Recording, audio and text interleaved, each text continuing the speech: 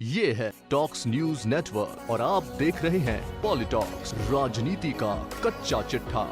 महाराष्ट्र की उद्धव सरकार और बॉलीवुड एक्ट्रेस कंगना रनौत के बीच अदावत बढ़ती जा रही है। कथित तौर पर शिवसेना एक्ट्रेस को नियंत्रित करने के लिए बीएमसी द्वारा कंगना के दफ्तर के अवैध निर्माण को हटवा चुकी है। मामला कोर्ट में भी चल रहा है। अपने अंगने के टूटने के बाद से ही कंगना मुख्यमंत्री उद्धव ठाकरे के साथ शिवसेना पर बिफर पड़ी है। अब कंगना के साथ उनकी मां आशा रनौत भी शिवसेना पर जमकर निशाने साध रही हैं। यहां तक कि उद्धव ठाकरे को अपने पिता की प्रॉपर्टी और रुतबे पर जीने वाला व्यक्ति तक कह दिया। देर सवेर शिवसेना और कंगना का मामला खत्म हो ही जाएगा, लेकिन लगता है कि शिवसेना जितनी मेहनत कंगना को नियंत्रित करने में कर रही है, उतनी कोरोना को काबू में करने के लिए करे तो परिस्थितियां थोड़ी सुधरे और आम जन को भी राहत मिले। बीते एक दिन की बात करें तो महाराष्ट्र में कोरोना के कुल मरीजों की संख्या करीब 10 लाख है। अब तक 28,282 लोगों की कोरोना के चलते मौत हो चुकी है। अब यहाँ एक्टिव मरीजों की संख्या 2.61 लाख है। बीते 24 घंटों में 23,446 नए कोरोना मरीज सामने आए हैं, जो भारी चिंता का विषय है। हालांकि 7 लाख से अधिक कोरोना मरीज रिकवर हो चुके हैं, लेकिन 2.5 लाख से अधिक एक्टिव मरीजों की संख्या 25,000 नए मरीज उद्धव सरकार की चिंता बढ़ाने वाली संख्या है, क्योंकि हर 4 दिन में ये संख्या 1 लाख हो रही है। अब प्राय ये माना जा रहा है कि मुंबई जहां एक हाई फाई सिटी है, तो वहीं धारावी जैसा एक गरीब तबका भी यहाँ निवास करता है और यहीं से बीमारी पूरे शहर में फैल रही है। हालांकि ऐसा है नहीं। महाराष्ट्र में सबसे अधिक एक्टिव मरीज पुणे में हैं, जहां 70,000 के करीब मरीज हैं। वहीं मुंबई में 26,000 एक्टिव मरीज हैं। हाँ, मौत मुंबई में सबसे अधिक हुई है, जहां 8,000 से अधिक लोगों ने महामारी के चलते अपनी जान गंवाई है।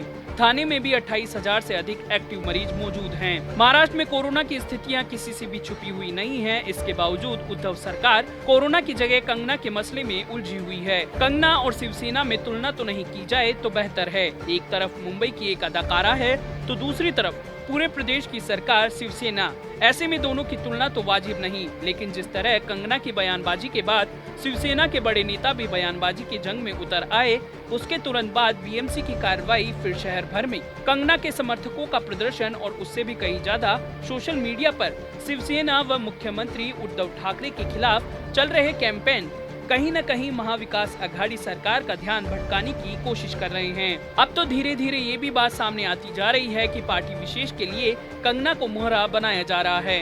कंगना की मां आशा रनौत ने कल शाम एक राजनीतिक पार्टी का दामन थामते हुए इस बात की पुष्टि भी कर दी है। ऐसे में कंगना के साथ उनकी मां ने भी खुलेआम शिवसेना और उद्धव ठाकरे पर निशाना साधने शुरू कर दिए हैं। आशा रनौत ने कहा कि शिवसेना ने कंगना पर अन्याय किया है, अत्याचार किया है और देश की जनता इसे कभी बर्दाश्त नहीं करेगी।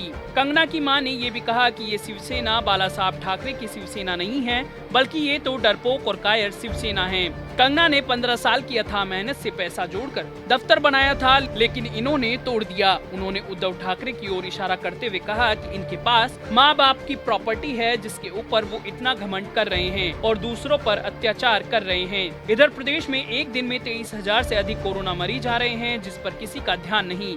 ताज्जुब तो इस बात का है कि विपक्ष भी कंगना के मुद्दे पर सरकार पर हमला कर रही है, लेकिन कोरोना और बिगड़ रही स्थिति पर सवाल नहीं उठा रहा। स्थानीय मीडिया का भी हाल कुछ ऐसा ही है, जो कंगना के मुद्दे को और मसले की एक एक सेकंड की हरकत को अपने कैमरे में कैद करने के लिए खुली सड़कों पर डेरे डाले हुआ है, लेकिन कोरोना पर अपनी आवाज नहीं उठा रहा।